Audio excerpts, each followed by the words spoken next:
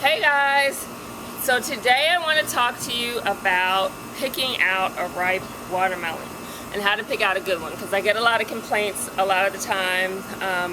People say they picked out a loser and it wasn't sweet. In any case, if you're juicing a watermelon, even if it's not the sweetest of sweet watermelons, it still makes a really delicious juice. I mean, it's still really hydrating and refreshing. So if I ever pick out a watermelon that's not a winner and we were planning on eating it, I just juice it because it still makes a tasty juice, and you can mix it with something else to make it a little bit sweeter. But right now I'm going to give you some tips on how to pick out a good watermelon. I do go over this in the e-guide, but I wanted to point it out to you. So this is one of the watermelons that I picked that I'll be juicing on the 3 days.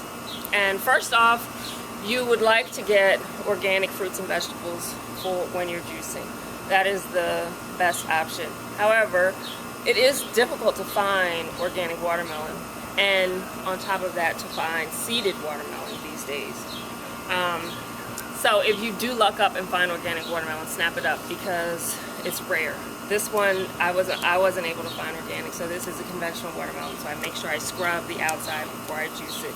Scrub it really, really well. You could juice the green part on the outside, but since it's not organic, I don't. I just juice the meat inside and the white rind inside, and you know, you get all the benefits from that. So this right here, this whitish, yellowish, it can be whitish, it can be yellowish. This patch right here indicates that it ripened on the vine. If a watermelon does not have this patch, then you don't want it, because it didn't fully ripen on the vine, so it's unlikely that it's going to be really sweet. You can also go by thumping the watermelon. You sort of want to hear a hollowy sound. I don't know if you can hear that, but it does have a good hollowy sound. This little watermelon is really heavy, and you want to go with a heavy watermelon because it just generally has a lot of water and flavor with it. So I always pick them up, and I always make sure they're heavy.